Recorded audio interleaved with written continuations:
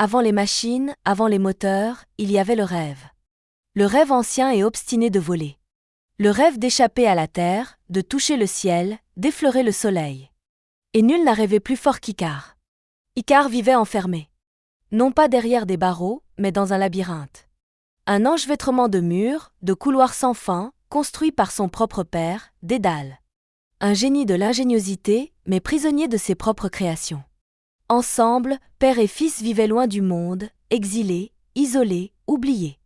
Le jeune garçon passait ses journées à marcher entre les murs. Il comptait les pierres. Il traçait des lignes dans la poussière. Il dessinait des oiseaux dans l'air avec ses doigts. Et surtout, il levait souvent les yeux. Là-haut, le ciel. Bleu, immense, silencieux. Il le regardait comme on regarde un rêve interdit. Un jour, je volerai, murmurait-il. Son père l'entendait. Et un jour, las de ce silence, las de l'enfermement, Dédale dit « Alors, volons ». Et il se mit à construire. Avec des plumes, avec de la cire, avec ce que l'on trouve quand on n'a rien d'autre que son génie et l'amour d'un fils. Il façonna 2 paires d'ailes. Grandes, souples, délicates. Il les ajusta à leurs bras, à leurs épaules. Puis il le regarda dans les yeux. « Écoute-moi bien, Icare. Ne vole pas trop haut, le soleil ferait fondre la cire. Ne vole pas trop bas, l'écume alourdirait les plumes. Garde ton cap entre les deux. » Icare hocha la tête. Mais déjà, son regard était ailleurs. Il brillait. Ce matin-là, le ciel s'ouvrit à eux. Ils s'élancèrent. Et pour la première fois, Icare sentit le vent contre ses joues, les ailes battre à son rythme, son corps s'élever. Ce n'était pas seulement un envol. C'était une délivrance. Le monde en dessous rétrécissait, les murs devenaient lignes, le labyrinthe devenait souvenir. Il riait. Il criait. Il dansait dans l'air. Il était oiseau, nuage, lumière.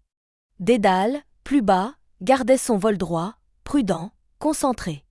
Mais Icare, grisé, montait. Toujours plus haut. Là où l'air est plus léger. Là où les rêves semblent à portée de main. Et le soleil brillait. Beau.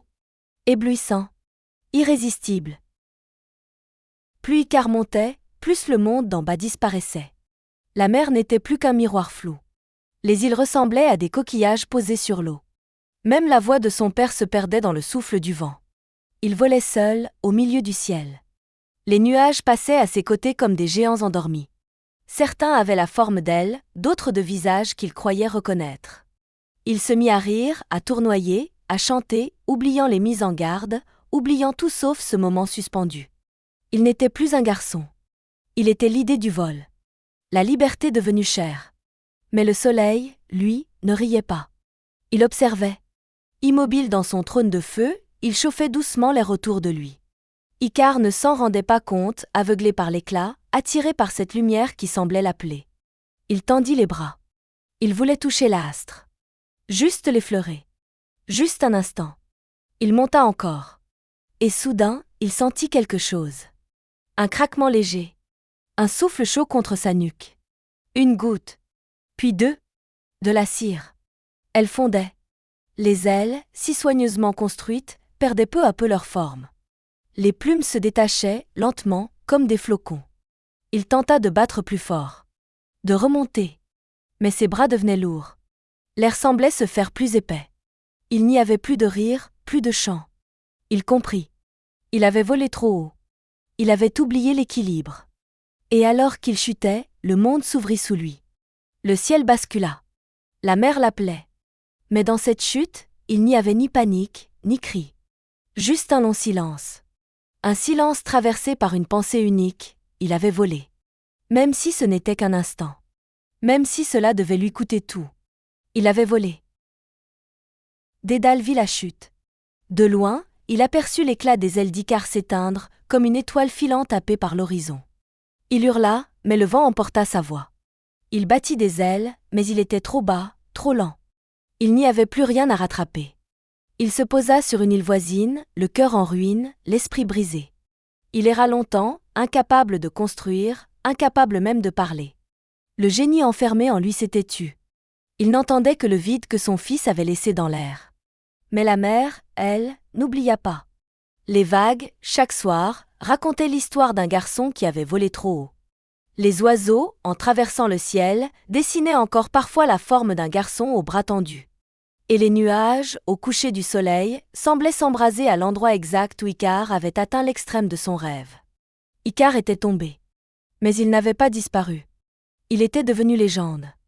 Et comme toutes les légendes, il ne cessait de vivre dans les récits, dans les murmures, dans les regards levés vers le ciel.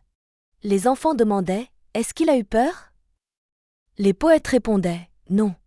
Il a compris. » Car Icare n'avait pas volé pour fuir.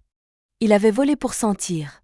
Pour toucher un instant de vérité brute, même si cela signifiait brûler. Et cette vérité, les siècles ne l'effacèrent jamais. Des années plus tard, des navigateurs passèrent près des îles de l'Égée.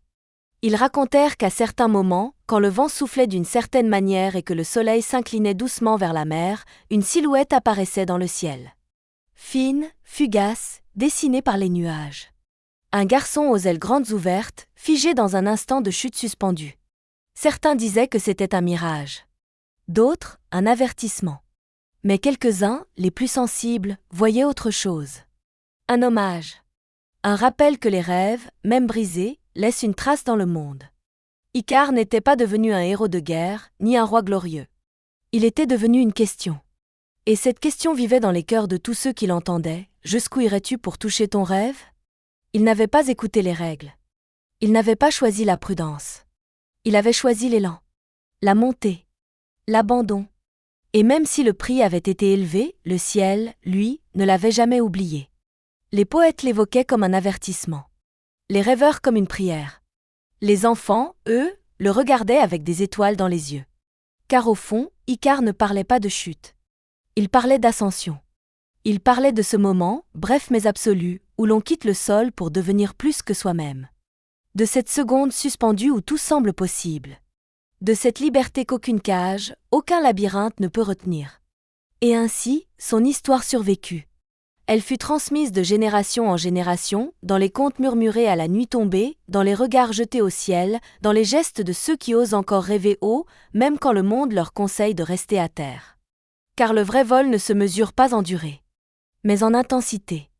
Et dans ce battement d'aile vers le soleil, Icare avait tout dit.